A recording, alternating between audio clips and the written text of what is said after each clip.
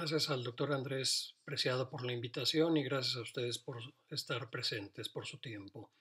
Vamos a hablar acerca de los bloqueos auriculoventriculares. No tengo conflicto de intereses.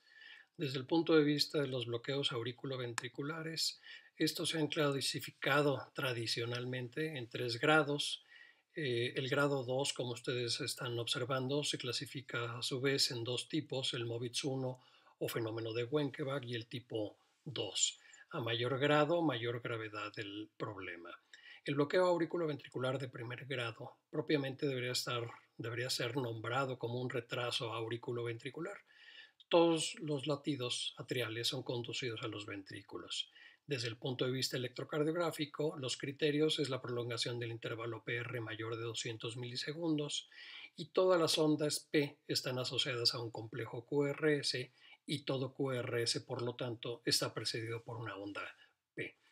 Las últimas guías del 2018 del American College y del American Heart nos mencionan como una recomendación tipo 1, o sea que tiene la mayor evidencia, realizar en todo paciente la historia clínica y el examen físico de nuestro paciente que tiene la sospecha de tener algún problema de bradicardia o trastornos de la conducción cardíaca.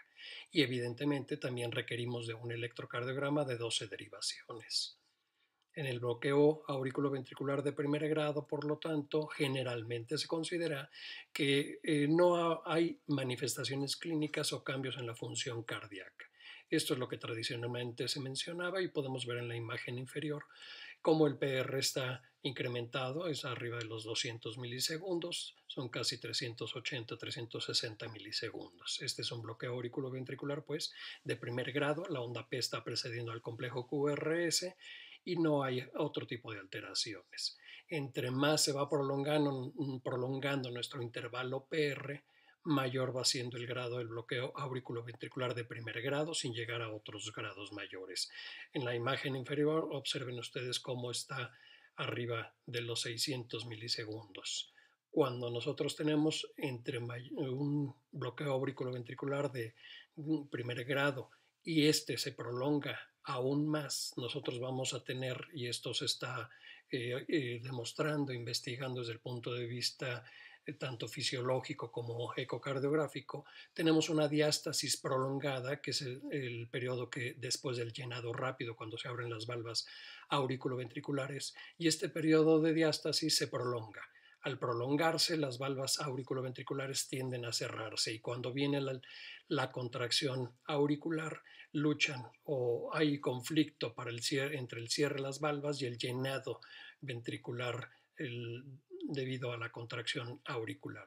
Desde el punto de vista del ecocardiograma Doppler, se ha demostrado que la contribución de la onda A va disminuyendo de forma progresiva por la pérdida que tenemos o la lucha que tiene con la cierre de las valvas auriculoventriculares, que igualmente ya más recientemente también se empieza a demostrar por el Doppler tisular y finalmente estas alteraciones de la pérdida de la contribución auricular al llenado ventricular nos va a provocar alteraciones del strain global longitudinal, que sabemos que es uno de los patrones, uno de las formas más fidedignas que tenemos junto con la fracción de expulsión de ver el deterioro hemodinámico de nuestro paciente. En el bloqueo auriculoventricular de primer grado también hay que tener muy presente que hay muchos medicamentos que nos pueden estar provocando trastornos o alteraciones de la conducción cardíaca. Nosotros como cardiólogos tenemos la fijación en lo que son los antihipertensivos y los antiarrítmicos, pero también tenemos que tener muy presente que cada vez nuestra población, entre mayor es la edad, mayor probabilidad tiene de estar consumiendo analgésicos opioides e igualmente inhibidores de la recaptura de la serotonina. Estas dos sustancias cada vez son más utilizadas, al igual que el uso recreativo del cannabis.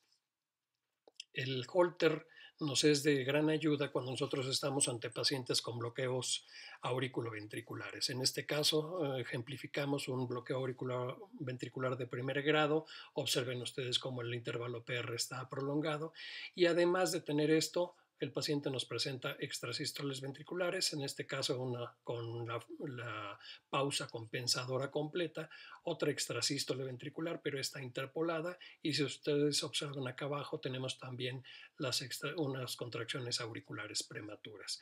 Dependiendo si el paciente tiene mayor cantidad de alteraciones del ritmo, tanto ventricular como supraventricular, va a requerir o no de tratamiento farmacológico por la patología que tenga de fondo.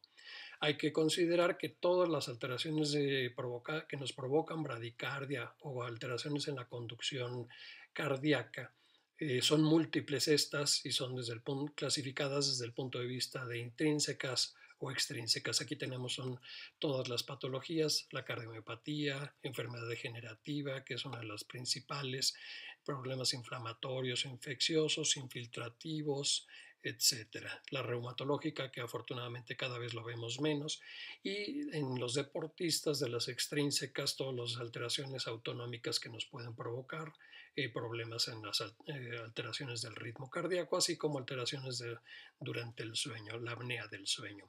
De acuerdo a las guías del 2018, un electrocardiograma ambulatorio, y principalmente nuestro medio es el estudio de Holter, ya sea de 24, 48, 72 o hasta 7 días, dependiendo de la sintomatología que tenga nuestro paciente, están catalogadas como una clase o una recomendación tipo 1. O sea, debemos de realizar un estudio electrocardiográfico ambulatorio para poder detectar las alteraciones potenciales mayores de nuestro paciente.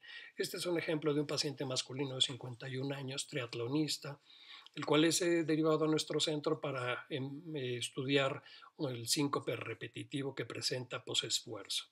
En el estudio Holter ustedes observan un PR normal, una extrasístole supraventricular aislada sin mayor problema. Y cuando es llevado el paciente a la prueba de esfuerzo, podemos ver cómo presenta un cuadro de taquicardia supraventricular autolimitada y también el intervalo PR cómo se prolonga. Inmediatamente después del ejercicio, el paciente comienza a presentar bradicardia. Esta bradicardia se va incrementando hasta presentar pausas, la máxima de 3.2 segundos y sintomática y la sintomatología del paciente. El electrocardiograma de ejercicio o la prueba de esfuerzo está clasificada o está recomendada como 2A. Debemos de realizarlo cuando nosotros estamos sospechando que el paciente tiene incompetencia cronotrópica o que puede estar presentando bloqueos auriculoventriculares cuando nuestro paciente realiza esfuerzo físico. El bloqueo auriculoventricular de segundo grado ya es un bloqueo más avanzado. La onda P tiene una frecuencia constante menor de 100 latidos por minuto y la conducción auriculoventricular está presente, pero no 1 a 1, a diferencia del bloqueo de primer grado. El tipo Movitz 1 o fenómeno de Wenckebach, la onda P tiene una frecuencia constante menor de 100 latidos por minuto con una onda P única que no conduce. Esta está asociada con una P antes y después de la onda P que no conduce y con un intervalo PR inconstante. Esto es un intervalo PR variable. Cada impulso en el bloqueo Movitz 1 va teniendo más dificultad para el paso a través del nodo auriculoventricular hasta que no se conduce del todo un latido auricular. Clínicamente, el paciente típicamente es asintomático, a menos que tenga una frecuencia cardíaca baja y que el presentar el bloqueo Movitz 1 nos produzca una bradicardia aún mayor. Este es el electrocardiograma típico característico en donde el intervalo PR, observen ustedes como el primer complejo en la parte superior tiene un intervalo PR dentro del normal, se va prolongando progresivamente hasta que hay una onda P que no conduce y nuevamente vuelve a tomar el nodo sinusal el ritmo con la conducción auriculoventricular. En la imagen inferior vemos también nuevamente un bloqueo AB de tipo Movitz 1 en donde la onda P está presente, se va prolongando el intervalo PR y una onda P que no conduce.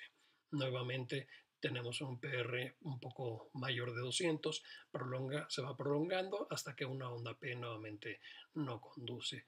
Esto es otro ejemplo en donde vemos cómo tiene un crecimiento, además del bloqueo auriculoventricular, tiene un crecimiento de la aurícula izquierda por la P bimodal y cómo se va prolongando hasta que una onda P pierde la conducción y nuevamente lo retoma el nodo sinusal. Este es un ejemplo de un Holter nuevamente también, en donde podemos ir observando cómo se va prolongando el intervalo PR de forma progresiva hasta que una onda P no conduce.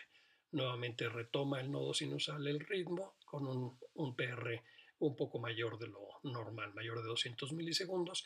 Y como complemento, este paciente, además de tener un bloqueo auriculoventricular de segundo grado tipo Movitz 1, tiene alteraciones del ritmo ventricular. Y estas alteraciones del ritmo pues son bastante frecuentes en este caso.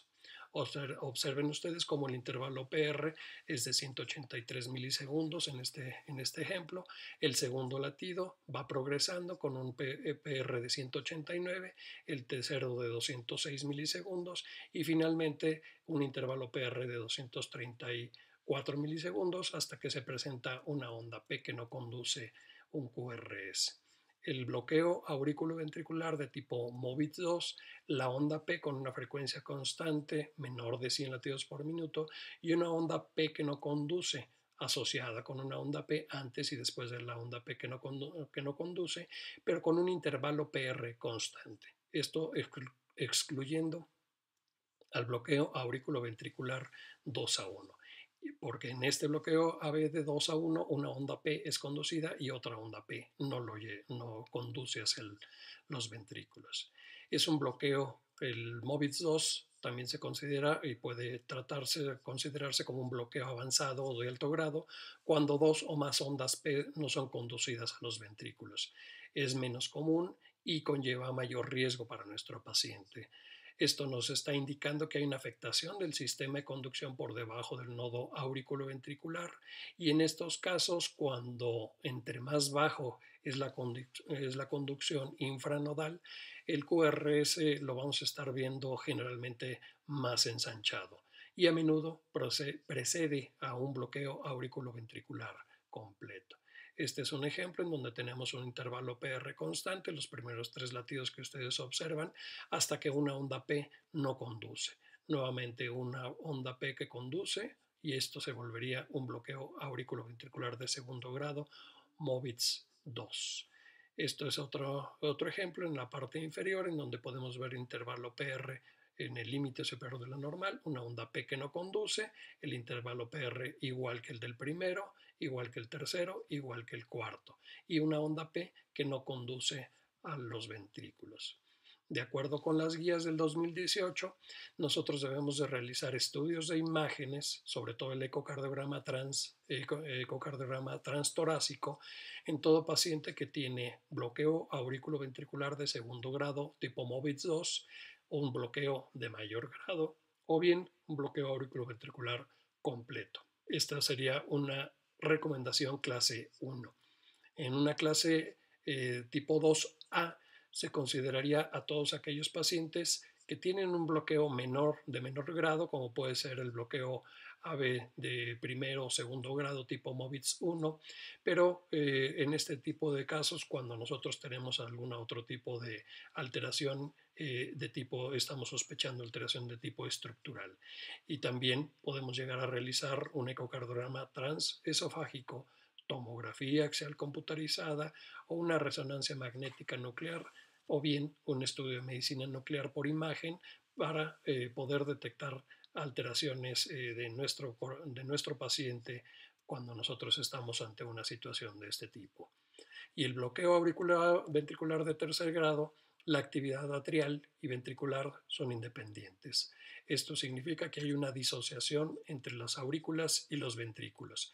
Ninguna onda P sinusal es conducida a los ventrículos. Por lo tanto, los criterios electrocardiográficos van a ser una distancia PP constante, una distancia RR constante y el intervalo PR es variable. Este es un ejemplo tomado de una pantalla del electrocardiograma en donde podemos observar las ondas P en este punto, en D1, onda P que está metida sobre el segmento ST. Aquí parecería que conduce con un intervalo PR un poco mayor de lo normal, una onda P que está metida en este punto, inmediatamente después de la onda T, pero observamos cómo la onda P tiene una frecuencia, el PP, tiene una frecuencia de un tipo y nuestra frecuencia cardíaca ventricular es de otro. En esta imagen en D2 lo podemos observar con mejor definición. Y cuando tenemos la posibilidad de un electrocardiógrafo con mayores prestaciones, podemos nosotros amplificar nuestra imagen, seleccionar las pantallas o las derivaciones que nosotros queremos observar y poder hacer un trazo continuo de nuestro electrocardiograma para poder tener una mayor certeza diagnóstica. En este caso pueden observarlo con mayor detenimiento, la onda P que está en este punto. Si nosotros consideramos que estuviera transmitiéndose, observen cómo deforma la onda T y por eso cae la morfología de la onda T está junto con la onda P puesta allí, la onda P, y el PP es muy variable, es diferente de la distancia RR. Esto nos estaría indicando que estamos ante un paciente con un bloqueo auriculoventricular de tercer grado.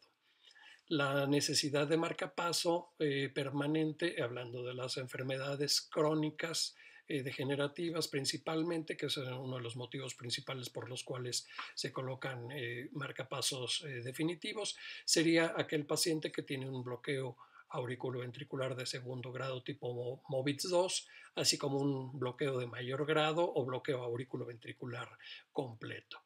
En pacientes igualmente que tienen enfermedad neuromuscular o fibrilación auricular, así como pacientes que tienen patología que requiere de tratamiento farmacológico y que no tiene un grado, un bloqueo auriculoventricular de segundo grado, MOVITS 1 o bloqueo AB completo. En ese tipo de pacientes y donde requerimos de terapia farmacológica, la clasificación o la recomendación sería de tipo 1.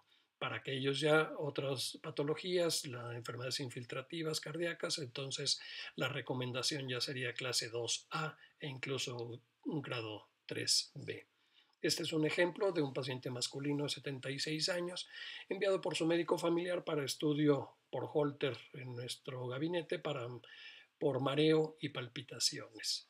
A simple vista podemos observar la amplificación del trazo electrocardiográfico como tiene este paciente un bloqueo auriculoventricular de primer grado. El intervalo PR es mayor de 200 milisegundos y esto nos estaría hablando del bloqueo auriculoventricular de primer grado como primera opción o primer diagnóstico. En el estudio Holter de las 24 horas, además del bloqueo AV de primer grado, o podemos observar que tiene contracciones auriculares prematuras, hace taquicardias supraventriculares y finalmente el paciente nos presenta también un bloqueo auriculoventricular de segundo grado tipo MOVITS 2, en donde el PR está alargado en esta condición, pero también tenemos una onda P que no está conduciendo, como sería este el ejemplo. Aquí tenemos el mismo paciente con un bloqueo auriculoventricular completo, la frecuencia, el PP es constante y nuestro RR también es inconstante en esta situación, pero la distancia R es muy diferente, es muy variable con respecto a la onda P. Y finalmente, como el paciente presenta pausas mayores de 3 segundos, lo que nos estará indicando la necesidad de, en el contexto de nuestro paciente, implantarle un marcapaso definitivo. Este es otro ejemplo de un paciente masculino de 27 años de edad con un síncope repetitivo y que lo presenta aún en posición sentado. Este paciente durante el estudio Holter hace estas pausas y obviamente presenta la sintomatología muy florida. Vean ustedes, observen cómo hace un bloqueo auriculoventricular completo, las ondas P están presentes, pero nuestro paciente presenta 8 o 12 segundos de pausas. En estos casos, cuando son pacientes jóvenes, nosotros tenemos que tomar en consideración y valorar la necesidad del estudio electrofisiológico.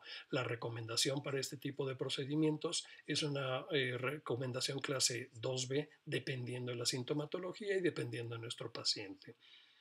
Solamente, ya sé que está muy cargada esta imagen, solamente para que ustedes observen que cuando nosotros estamos ante un paciente que tiene un bloqueo auriculoventricular, ya sea de primero, segundo, tercer grado, debemos de ser un poco más cautelosos, debemos de tener más acuciosidad y llevar a nuestro paciente, ya sea estudios de gabinete, ya sea el Holter de 24, 48, hasta 7 días, o incluso los dispositivos se instalan para cuando nosotros estamos ante pacientes que tienen sintomatología con un periodo mayor de 30 días, nosotros debemos de colocar un dispositivo implantable para poder estar vigilando. Afortunadamente, en la mayoría de los casos, con realizar los estudios tanto de Holter como prueba de esfuerzo o el ecocardiograma nos puede llevar a nuestro paciente a tener un diagnóstico más certero, el estudio electrofisiológico cuando tenemos también esa indicación. Y antes de agradecerles, pues nada más recordarles a todos que desde hace más de 3000 años Hipócrates nos mencionaba que quienes sufren desmayos frecuentes y graves habitualmente mueren súbitamente. Muchas gracias por su atención. Hasta luego.